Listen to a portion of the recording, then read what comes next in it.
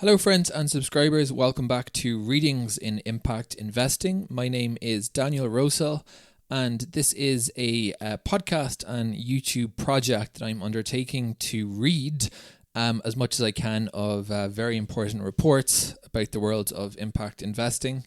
And we are today looking at the ITF State of Play 2023 report, ITF being Impact Taskforce. This is called Next Frontiers. It's chapter 4 of 5. So towards the end of the report, in foregoing episodes, we've looked at the recommendations for impact transparency, mobilizing capitals to SDGs. And this Next Frontiers chapter kind of points more of a way forward, I would say. So we're going to read it. And if you, just to say at the start of this podcast, if you find this useful, this concept of reading usually reports that are usually locked up in paper or PDF, then do consider dropping a line to any of your colleagues who work in impact investing and might find this valuable to listen to this material at the gym, as you're commuting, or wherever else works for you. The ITF seeks to add value through delivering insight on next frontier opportunities and taking practical action to help accelerate the testing of concepts. In 2021, as part of our call for greater impact transparency, we highlighted impact valuation and accounting as key areas in need of support. And since then, the ITF has unequivocally backed the foundation of the IFVI, the International Foundation for Valuing Impacts. In terms of capital mobilization, we identified the need for an investment framework to better define a just transition, and we aligned our efforts in support of the Just Transition Finance Challenge. In this report, we table outcome partnerships as an emerging next frontier opportunity that integrates two key components of our central promise.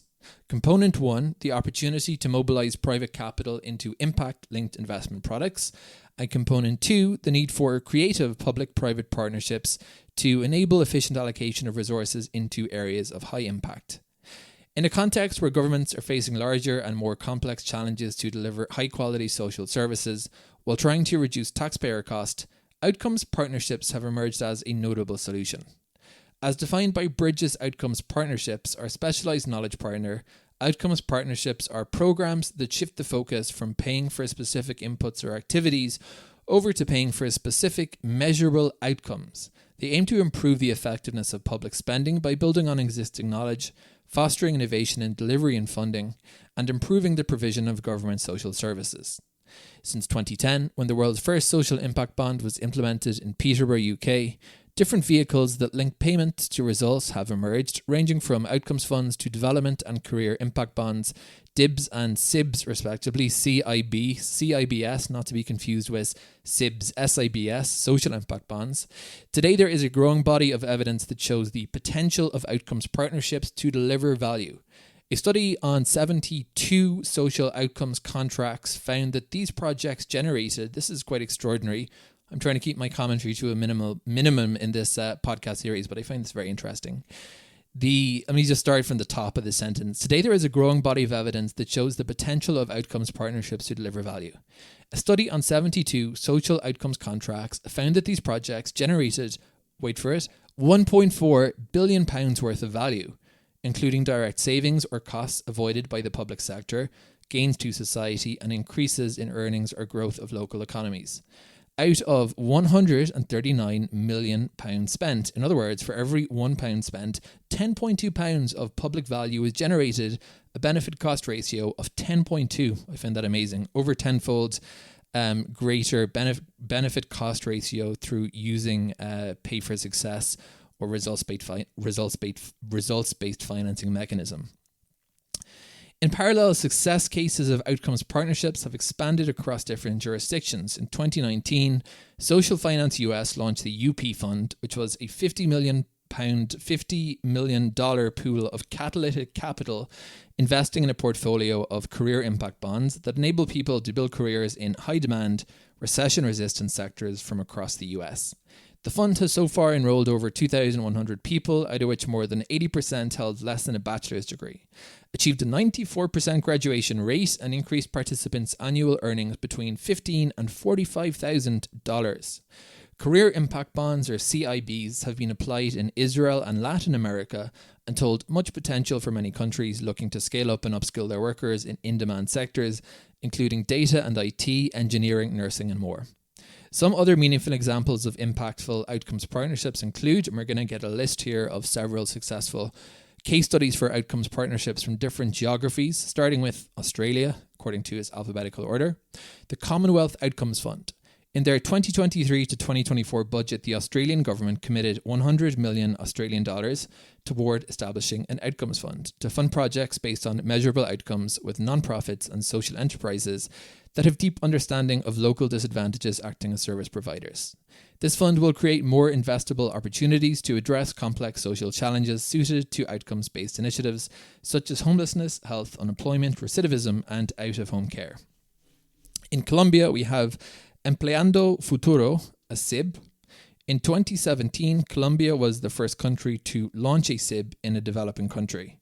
The goal was to employ vulnerable individuals in formal jobs and support them in retaining these jobs. The bond successfully placed 899 out of 855 individuals into a formal job, retaining over 2/3 of them for at least 3 months and the remaining third for 6 months or more. The success of this first bond paved the way for the subsequent structuring of impact bonds and funds in the country. In Nigeria, we had the SDG Outcomes Fund.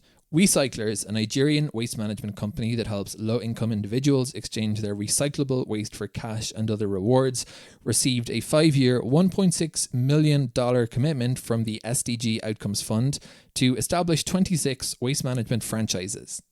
These franchises aim to create over 780 jobs, paying at least 25% above the minimum wage, and to recycle 34,000 tons of plastic waste. World Bank's Multi-Donor Trust Fund, or MDTF. Through the Global Partnership for Results-Based Approaches, which his acronym is GPRBA, the World Bank launched the MDTF, a fund whose objective is to drive improved social infrastructure and environmental outcomes for poor and vulnerable populations using innovative outcomes-based financing approaches. Over the past years, the World Bank has disbursed over $22 billion globally to fund results-based mechanisms. And Education Outcomes Fund, or EOF. The GSG, along with the Education Commission, were instrumental in establishing the EOF, an organisation that aims to pool at least $1 billion in aid and philanthropic funds by 2030 and transform the lives of over 10 million children and youth.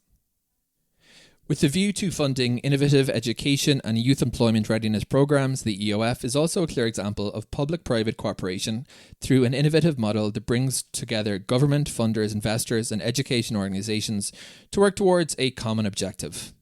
While outcomes partnerships approaches are not necessarily new, they are yet to be implemented at a wider scale. Some of the challenges hindering widespread adoption of outcomes-based financing mechanisms include the existing rigid budgeting and procurement practices in the public sector, the need for sophisticated data management systems that are hard to fully implement, the lack of familiarity of policymakers with these financing mechanisms, and changes in government or sudden shifts in the political landscape that lead to lack of continuity. According to Bridges, there are 3 key success elements needed to advance outcomes partnerships based on its experience as one of the world's leading designers and delivery partners of outcomes programs. Number 1, and these are the key success elements that Bridges say are needed for outcomes-based partnerships, a collaborative design, achieving by working with local groups and experts to establish a shared vision based on measurable improvements. Number 2, flexibility in delivery, which allows delivery partners to adapt solutions to local circumstances and continuously analyse impact data to improve programs based on the evidence gathered. Number 3, shared accountability mechanisms put in place by setting meaningful metrics tied to real-life improvements, transparency reporting, and a focus on understanding the broader systemic impact and lessons learned for future programs. There is growing evidence that underscores the advantages of outcomes partnerships serving as a catalyst for attracting greater financial resources to support projects that put people and planet first. Experience shows that the most feasible opportunities for outcomes partnerships lie in social policy delivery, where there is an existing demand for innovative approaches to tackle the financing gaps needed to deliver quality social services, all while reducing taxpayer costs. For outcomes partnerships to succeed and proliferate, it is imperative for governments to shift towards decision-making models that link resource allocation to measurable outcomes and positive impact, which is in line with the ITF's call for greater impact transparency in public sector accounting. Now we conclude Chapter 4 with what's called our call to action. divided into two sections. One is for private sector and the private sector and potential funders, and the second one is for governments. 3 in the first and 3 in the second group. Recommendation number 1, which is for private sector and potential funders: adopt a flexible mindset that can adapt to varying local frameworks and contexts instead of trying to impose standardized solutions or regulations. Suggestion 2, pooled fund of pre-financing. DFIs and philanthropic capital can play a catalytic role by anchoring pooled working capital investment funds. This can help to reduce fundraising and other transaction costs of individual projects, reduce investor risk by spreading exposure across several projects, build a pioneer market for these products, and provide a demonstration effect. Number 3, disseminate outcomes, partnerships, benefits. Disseminate information about these mechanisms and their benefits through networks of champions and advocates. To navigate political complexities, plan strategically with leaders and civil service to secure long-term support in order to ensure continuity. For government, we have recommendations 4 through 6. Number 4, create an institutional environment that enables innovation. Specific outcomes contracting units in government are ideal. However, governments, particularly those that are financially challenged, can incrementally promote changes by shifting from traditional budgetary periods and procurement practices to multi-year budgeting with adaptable payment profiles. Establish an outcomes fund to initiate change and create a demonstration effect. We propose the establishment of outcomes funds that pool resources from different departments. An outcomes fund that has the capacity to supplement government contributions, can streamline funding processes, promote cross-sectoral coordination, and enable long-term funding aligned with multi-year budgeting models. And finally, set up an external expert body to improve data quality and support impact-based funding allocation. An external advisory board can help to build a market, share knowledge, and provide better data. Now we have an example to round off this chapter. It is Colombia's LOGRA, L-O-G-R-A Outcomes Fund. LOGRA is a 5 million plus outcomes fund set up in 2020 by Colombia's Social Prosperity Department with support from IDB Lab and Switzerland's International Cooperation Financing as the first of its kind set up by a government in Latin America. Its objective is to increase employment opportunities for vulnerable populations in times of crisis. And that brings us to the end of chapter 4. So we just got one final way forward, and I'll read off as well the abbreviations and acronyms, because although it's somewhat tedious, I think it's important, useful to refresh on that for people reading these. Thanks for listening. And as I said, if you want to pass this around to your colleagues, I would be most appreciative.